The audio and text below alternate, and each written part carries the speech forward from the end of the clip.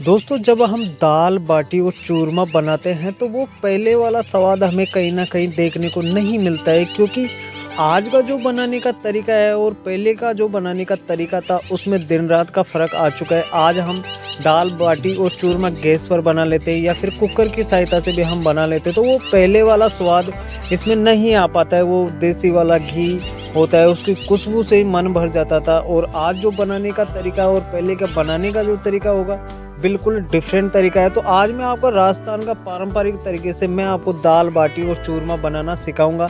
इस तरीके से आप बनाएंगे तो यकीनन आपको वो पहले वाला स्वाद भी मिलेगा और शानदार तरीके से मज़ा भी आने वाला है। तो आप अपना एक प्यारा सा लाइक इस वीडियो को दे दीजिए और एक प्यारा सा कमेंट भी आप कर दीजिए। तो दोस्तों चलिए शुरुआत करते हैं दाल बाटी और चूरमा बनाने का। तो सबसे पहले हमने यहाँ पर 250 ग्राम बेसन लिया है और हमने यहाँ पर 500 ग्राम सूजी लिया है। दोस्तों आप चाहो तो केवल सूजी का भी बना सकते हो या गेहूं का दलिया का भी बना सकते हो या बाजरा का भी बना सकते हो, जो आपकी इच्छा हो उसका बना सकते हो। लेकिन जो तरीका होगा ना बनाने का, वो तरीका मैं आपको इसमें बताऊंगा, तो आप उसी तरीके से बनाएंगे तो यकीनन आप मानिए कि आपको वो पहले वाला स्वाद देखने को मिलेगा जो हमारे दादा और दादी के समय पर देखने को मिलता था। तो हमने यहाँ पर बेसन और सूजी को मिक्स कर लिया है। मिक्स करने के दौरान आप इसमें ये ध्यान रखना है कि मोइन आपको ज़रूर से ज़रूर डालना है, क्योंकि जब हम इसमें मोइन डालेंगे ना तो मोइन डालने से ये बिल्कुल बिखरा बिखरा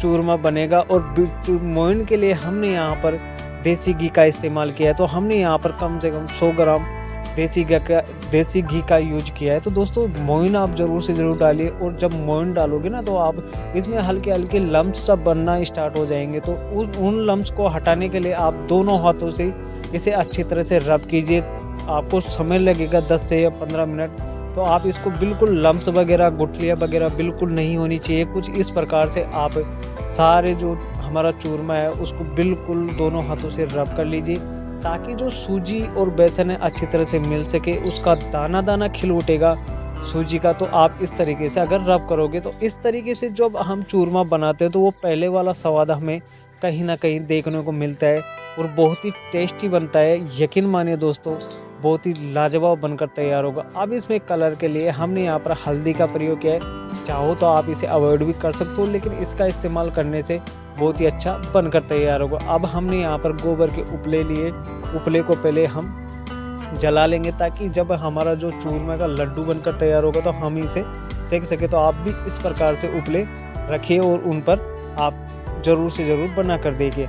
हमने यहाँ पर उपले को जला लिया है ताकि जब हमारा लड्डू बनकर तैयार हो तो हम डायरेक्ट इसमें सेक सके। अब इसके बाद में दोस्तों आपको ये तरीका बताता हूँ कि जब आप इसमें पानी मिलाओगे ना तो बिल्कुल आवश्यकता अनुसार थोड़ा थोड़ा पानी आपको मिलाना है। बिल्कुल ज़्यादा लूज और ज़्यादा हार्ड हमको नहीं बनाना है। मीडियम साइज़ का जब हम लड्डू इसका बनाएंगे तो ये सिकने में भी आसानी होगी और जल्दी भी सिक कर तैयार हो जाएगा। तो ज़्यादा पानी नहीं डालना है, आवश्यकता अनुसार आप इसमें पानी डालिए और इसके आसानी से धीरे धीरे करके एक डोसा बना लीजिए। और डो बनाने के बाद में आप इसके मीडियम साइज़ के लड्डू बनाकर तैयार कर लीजिए, ताकि हम जब इसे सेकने चले तो बहुत ही आसान तरीके से सिक जाए, जलेगा भी नहीं और अंदर तक सिक जाएगा। और अंदर तक सिकने के बाद में जो इसकी खुशबू आएगी ना दोस्तों, बहुत ही लाजवाब और बेहतरीन आती है। तो आप इस प्रकार से इसे गूंथते जाइए और एक लड्डू सा बना लीजिए ताकि हमें सिकने में आसानी हो सके। दोस्तों इस तरीके से आपने कभी क्या पहले चूरमा और दाल बाटी बनाया? अगर नहीं बनाया तो ये तरीका ज़रूर आजमाइए। इससे बहुत ही बेहतरीन स्वाद आता है, बहुत ही ज़बरदस्त तरीके से चूरमा दाल और बाटी बनकर तैयार होती है। तो आप कुछ इस प्रकार से लड्डू बनाकर तैयार कर लीजिए ताकि हमें सिकने में आसानी हो सके और ज़्यादा समय भी आपको नहीं लगेगा। ज़्यादा आपको मोटा नहीं बनाना है, बिल्कुल मीडियम आकार का आपको बना के तैयार कर लेना है। तो हमने यहाँ पर जो हमारा सारा चूरमा है हम इसी प्रकार से उसके गोल गोल रोल से बनाकर तैयार कर लेंगे। तो हमारी जो रोल है बनकर बिल्कुल लगभग रेडी हो चुके हैं। तो हम यहाँ पर बाटी के लिए भी अलग से आटा गूंथ लेंगे और बाटियाँ भी बनाकर तैयार कर लेंगे। तो चूरमा और बाटी दोनों को एक ही साथ सिकाई करेंगे। तो हमने जहाँ उपले रखे थे वो जलकर रेडी हो चुके हैं। तो उपले जलने के बाद में हम इन बाटी और चूरमा को इसमें रख देंगे और इन्हें 4 से 5 मिनट तक ऊपर से सेक लेंगे। यहाँ पर ध्यान देना कि दोस्तों आपको 50% यहीं पर सेक लेना है, मतलब ऊपर ही सेक लेना है 50%। और 50% हम इसको जब 50% सिक जाएंगे उसके बाद में हम इसे अंदर जो हमारी राख होगी, आग होगी, उसमें ढक कर रख देंगे, तो धीरे धीरे अपने आप अंदर तक सिक जाएंगे। तो हमने यहाँ पर 50% इसको पहले से सेक लिया है। आपके सामने देखिए कि बिल्कुल जला नहीं है और कुछ नहीं हुआ है। इतना बेहतरीन स्वाद होता है दोस्तों, बहुत ही लाजवाब स्वाद होता है, बहुत ही अच्छी तरीके से बनकर तैयार होता है। तो हमने यहाँ पर 50% इसको सेक लिया। अब इसके बाद में एक बर्तन में इन्हें निकाल लेंगे और इनको अब दोबारा से हम उसी आग में रखेंगे। तो थोड़ा अब जो राख होगी अपनी साइड में कर लीजिए और उसके बाद में एक एक करके रख दीजिए। ध्यान रखना है कि आपको ऊपर नीचे नहीं रखना है। अगर आप ऊपर नीचे रखोगे तो ये वापस से क्या है, ढीले हो जाते हैं और वो टाइट से नहीं बन पाती है। तो आप ऊपर नीचे नहीं रखें, एक एक करके आप इसे रख दीजिए। और चारों तरफ से आप जो ये मिट्टी देख रहे हैं, आग देख रहे हैं, उससे ढक दीजिए अच्छी तरह से। बिल्कुल भी चारों तरफ से आप इसे ढक देना, कहीं से भी ये बिल्कुल खुले नहीं रहनी चाहिए, नहीं तो ये अच्छी तरह से सिक नहीं पाएंगे। अगर आग इसमें कम पड़ गई तो अलग से आप थोड़ी सी उपले जलाकर आप इसके ऊपर रख सकते हो। तो ये देखिए दोस्तों, हमारा जो चूरमा है बिल्कुल सिक चुका है और इसे आप कपड़े की सहायता से अच्छी तरह से साफ कर लीजिए। और इस जो चूरमा हमारा निकालने के बाद में हम इसे ओखली में रखेंगे और इसकी अच्छी तरह से कुटाई करेंगे। कुटाई आप इसको चाहो तो मिक्सर ग्राइंडर में भी पीस सकते हो, लेकिन ना हम जो पारंपरिक तरीके से इसे बना रहे हैं तो आपको ऐसी ओखली चाहिए और उसमें इसकी कुटाई करना है। अच्छी तरह से कुटाई कीजिए, गरम गरम की कुटाई करोगे तो आपको ज़्यादा आसानी होगी। अगर ये थोड़ा सा भी ठंडा होता है तो उसके बाद में आप इसे कूटोगे तो आपको थोड़ी दिक्कत का सामना करना पड़ सकता है, ये या थोड़ी मेहनत ज़्यादा आपको लगेगी। तो इसके बाद में हम एक बड़ा सा बर्तन लेंगे और उसमें पिसी हुई चीनी का इस्तेमाल करेंगे, यानी कि बूरा का। तो इसे पहले अच्छी तरह से चलनी की सहायता से छान लेंगे और जब जो हमने चूरमा कूट के रखा था उसको भी उसी चलनी से छान लेंगे।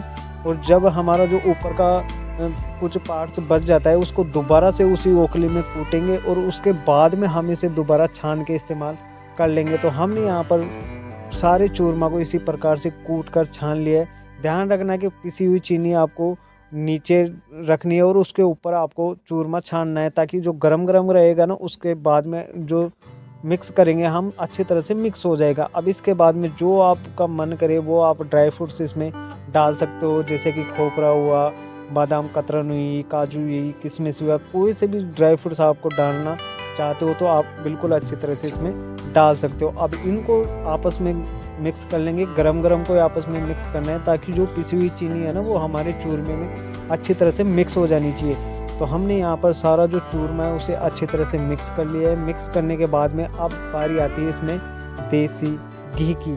जी हाँ दोस्तों, जितना आप देसी घी डालोगे उतना ही मज़ा इसमें आने वाला है। अगर शुद्ध देसी घी गाय का होगा तो और भी बेहतरीन स्वाद आता है।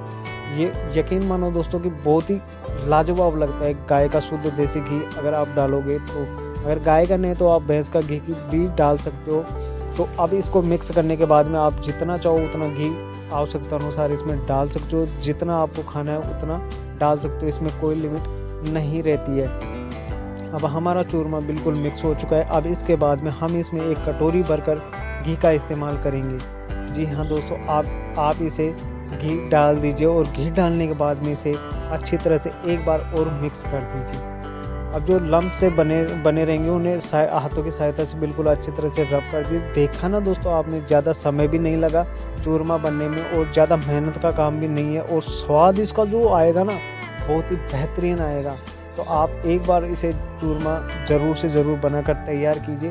तो अब हमारा चूरमा लगभग रेडी हो चुका है। इसके लड्डू बनाना बाकी है, तो हम इसे चाहो जो शेप दे सकते हो, या आप गोल शेप दे सकते हो, चौकोर शेप दे सकते हो, या फिर इसे ऐसे भी रख सकते हो, कोई दिक्कत वाली बात नहीं है। अगर हम बाज़ार वाला घी यूज करते हैं तो वो क्या होता है कि शुरुआत में तो आपको ज़्यादा घी लगने लगेगा, लेकिन जैसे ही वो थोड़ा सा सूखेगा, ड्राई होगा, तो उसके बाद में वो घी ना जाने कहाँ चला जाता है, थोड़ा बिखरा सा लगता है। तो अगर आप देसी घी का इस्तेमाल करोगे तो ये लड्डू ऐसे कैसे बने रहेंगे और जो स्वाद आएगा बहुत ही बेहतरीन आएगा। अब हमारा लड्डू चूरमा बनकर तैयार हो चुका है। अब इसके बाद में हमें चलते हैं बाटी की तरफ। तो दोस्तों हमने यहाँ पर बाटिया को जो चूरमा के साथ ही सिकाई कर ली थी, तो अब हम उसको बाहर निकालेंगे और उनको भी देसी घी में अच्छी तरह से डुबोकर चोपड़ लेंगे। तो देसी घी में आप इस प्रकार से बाटी को चोपड़िए, बाटी में अच्छी तरह से घी डालिए, खाने का जो स्वाद आएगा वो तो लाजवाब आएगा ही आएगा। आपको देखकर ही ये मन कर रहा होगा कि हम भी दाल और बाटी और चूरमा बनाकर खाएंगे। तो कुछ इस प्रकार से आप दाल और बाटी चूरमा बनाकर खा सकते हैं, बना सकते हैं अपने घर पर और अपने परिवार को खिला सकते हैं। बिल्कुल आसान है, ज़्यादा समय नहीं लगता और इसका स्वाद तो मैं आपको बार बार बोल रहा हूँ कि बहुत ही बेहतरीन आता है। तो आप इस प्रकार से दाल बाटी और चूरमा घर पर बनाकर अपने और अपने परिवार को खिलाइए। इसके बाद में जो दाल भी हमारी लगभग रेडी हो चुकी है, तो अब एक थाली लीजिए और उसमें पहले बाटी रखिए, फिर उसके बाद में दाल रखिए, चूरमा रखिए और खाने पर बैठ जाइए। उम्मीद करता हूँ दोस्तों आपको वीडियो काफ़ी पसंद आया होगा। वीडियो पसंद आता है तो एक लाइक ज़रूर से ज़रूर करें और चैनल को भी सब्सक्राइबर कर ले, ताकि आने वाली वीडियो की नोटिफिकेशन आप तक जल्द से जल्द पहुँच सके। तो दोस्तों इसी प्रकार से मैं आपके लिए अच्छे वीडियो कंटेंट बनाता रहता हूँ। तो इस वजह से आप मेरे चैनल को सब्सक्राइबर कर लीजिए और एक प्यारा सा कमेंट बॉक्स में छोड़ दीजिए, ताकि उससे मुझे मोटिवेशन मिलता रहे और मैं आपके लिए प्यारे प्यारे से अच्छी रेसिपीज़ आपके लिए लेकर आता रहूँ। तो मिलते हैं नेक्स्ट वीडियो में, तब तक के लिए धन्यवाद।